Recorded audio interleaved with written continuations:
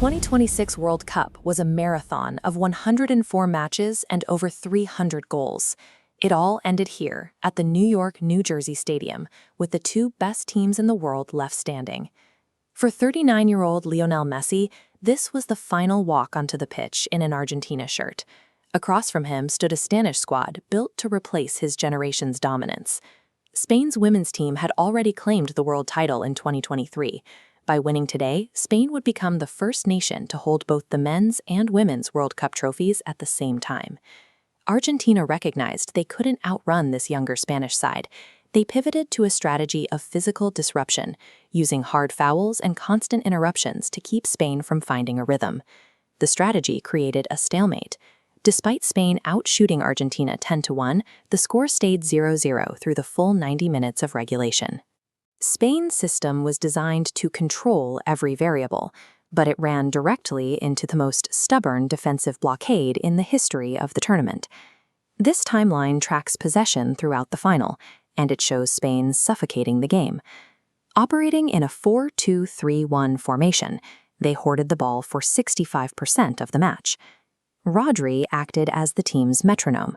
He completed 101 out of his 106 passes, ensuring that Argentina spent the majority of the match chasing shadows.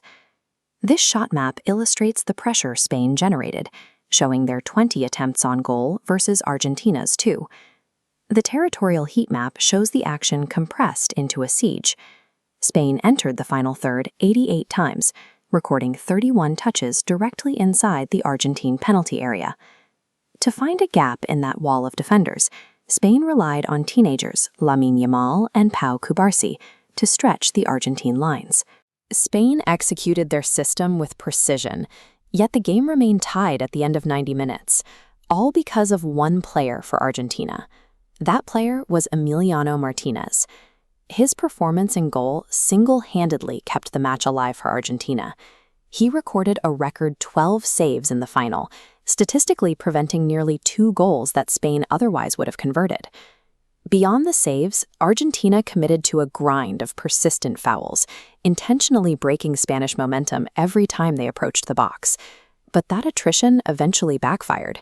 In the 93rd minute, a second yellow card was shown, leaving Argentina a man down right as the game entered extra time.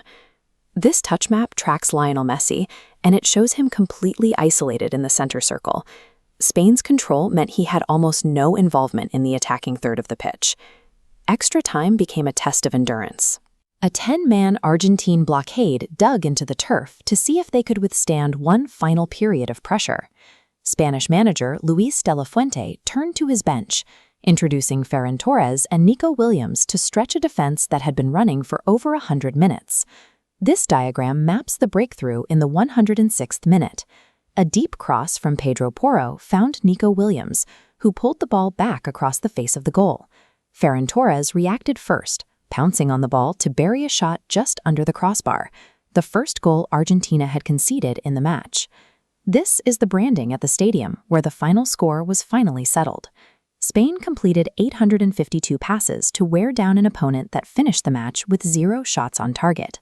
Spain allowed only 1 goal over their entire 8-match tournament run, the fewest ever recorded for a World Cup champion. The result was defined by the synchronized collective of the Spanish team. They demonstrated that a cohesive system could eventually withstand even the most determined individual performance.